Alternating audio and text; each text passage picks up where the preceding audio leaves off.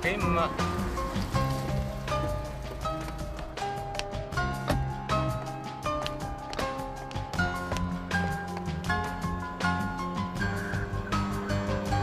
小姐，唔該。點啊？你冇事嘛？冇事啊，阿 Sir 幫我落個後宮啊。你話你已經有搭車，但都撞到女嘅。係，但係我不嬲都唔會揸快車㗎。呢度行出嚟70，我肯定當其時我係冇過70㗎。我離遠見到個女仔準備過馬路，我估計我嘅車嚟到，佢應該過咗個馬路啊。唔知明明已經見到佢過咗隔離線㗎啦，忽然間咧有架車喺隔離線好快咁過咗我頭，跟住撞埋個女仔嗰度啦。我已經第一時間 double brake 㗎啦，咁但係隔離嘅車已經撞到個女仔成個彈起，跟住仲飛落我車頭冚上邊。呢度有冇擺相機影快相啊？咁你睇唔睇到？你話撞到人嗰架車嘅車牌同埋顏色啊？我當時好驚啊！個車又開得太快，我根本睇唔清楚啊！咁當時仲有冇其他嘅車輛或者途人在場睇到事發嘅經過？我唔知啊，或者係第二架車撞到佢先㗎。之後咁有明顯被寵物撞擊嘅痕跡。擋風玻璃嘅血跡應該屬於死者。肇事車輛嗰條行車線有好明顯嘅剎車胎痕，隔離嗰條行車線有一啲剎車嘅痕跡都冇。絲巾上邊嗰啲唔似普通嘅污跡，係咩嚟嘅咧？我懷疑係車胎嘅痕跡。如果呢條胎痕唔係 Vivian 架車，咁即係話佢冇講大話，真係有另一架車撞死咗個女仔喎。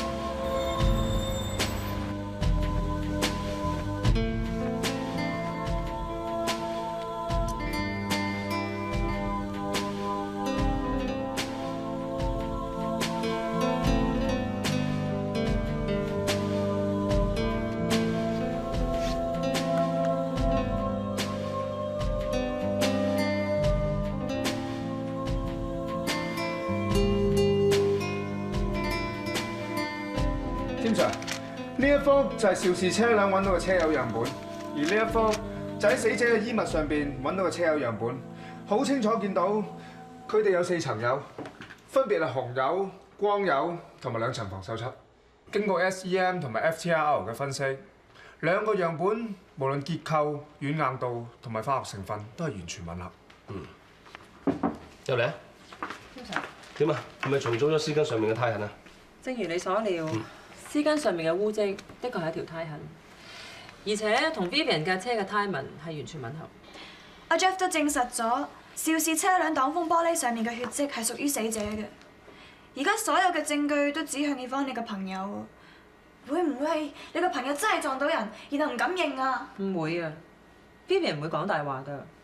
佢話死者先係俾另一架車撞到，再彈去佢度㗎。咁所以死者衣物上邊有 Vivian 架車嘅油，亦都好合理啊。但係到而家，我哋一啲證據都揾唔到係有另外一部車嘅喎。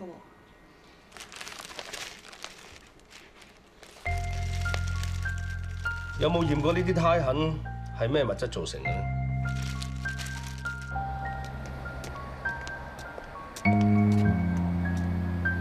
係呢個。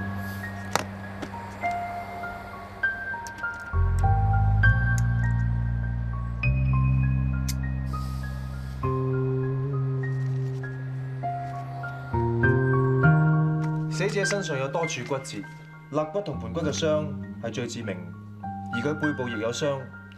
相信死者係唔止俾撞擊過一次咁簡單。Vivian話喺事發嘅時候，死者係俾另外一部車撞到先嘅。照你咁講，真係有呢個可能性。啱啊！通常一個人喺揸車嘅時候，如果撞到人，下意識第一個反應就係剎車。基本上唔會好似呢單 case 嘅死者咁，喺佢身上同時出現2處好似第一下被撞擊到咁重嘅傷。咁即係話呢個死者好有可能係先後俾2架車撞過。冇錯。我係根據將軍澳車禍嗰單 case， 將嗰度嘅彎位、路面嘅寬窄度同埋死者嘅身高體重所有嘅資料輸入晒電腦裏邊，模擬翻當日車禍發生嘅情況嘅。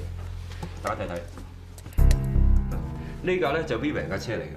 正常嚟講，當個司機發現可能撞到人嘅時候，佢就會響安同埋剎掣。啱啊！我哋喺現場的確見到 Vivian 剎車嘅胎痕喎。就算冇響安咧，急剎車咧都會發出清響嘅，咁會令到咧過路者咧會產生警惕，而佢就會下意識咁樣轉身。 冇錯。呢架咧就 Vivian 架車嚟嘅。正常嚟講，當個司機發現可能撞到人嘅時候，佢就會響安同埋剎掣。啱啊！我哋喺現場的確見到 Vivian 剎車嘅胎痕喎。就算冇響安咧，急剎車咧都會發出清響嘅，咁會令到咧過路者咧會產生警惕，而佢就會下意識咁樣轉身。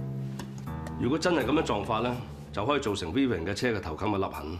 但係照咁睇，正常嚟講應該係前邊有傷㗎，但係死者反而係右邊有傷。如果佢冇轉過身咁又點咧？咁我哋試下個過路者根本就唔知有車衝埋嚟，而佢冇轉身啊！咁都係撞到死者嘅左邊身啫，同死者右邊身嘅傷勢唔吻合㗎。會唔會係根本有另一架車咧？試下如果有另外一架車撞到個死者先，再將個死者拋落去 Vivian 嘅車嗰度，睇下點樣。好。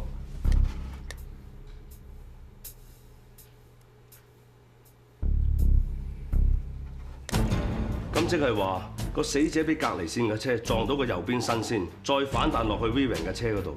咁就可以解釋到點解死者右邊身有傷痕，而同時背部亦都有被車撞過嘅傷痕。我哋咁樣推斷，同 Vivian 所講嘅就非常吻合。咁即係話真係有第二架車 hit and run。其實一點我一路都唔係好明白嘅。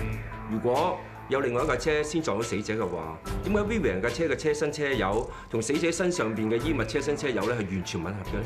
只有一個可能性，就係呢兩架車都係同廠、同型號，仲有係同顏色嘅添。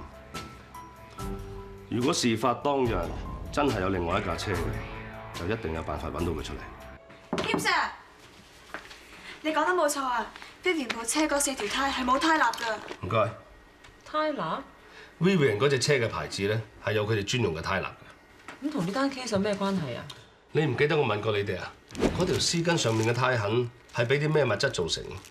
胎蠟？冇錯，阿 Man 佢 check 到造成嗰啲胎痕嘅鏡面反光物質，同嗰隻車專用嘅胎蠟成分係完全一樣嘅。仲有呢間車行就要求啲車主每隔半年就要攞架車翻去 check 車嘅。咁檢查完架車之後，仲會幫架車由車身到車胎都打層蠟，先至交翻俾車主。但係阿 Vivian 部車嗰4條胎係完全冇打過蠟嘅痕跡㗎。胎蠟咧就係因為車胎同路面不停咁接觸而磨損。咁而家喺死者嘅絲巾上邊就發現到有胎蠟，咁即係話嗰架車係啱啱做完 check 啊冇耐。所以只要我哋揾到喺車禍當日下晝5點鐘之前，有邊一部同 Vivian 嗰部車同顏色、同型號，仲要喺維修部揸走嘅，嗰部就可能係撞死人嗰部車。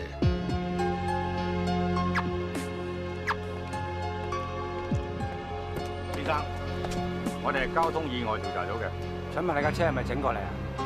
我哋懷疑你同一宗嚴重交通意外導致他人死亡案件有關，請你跟我翻去協助調查。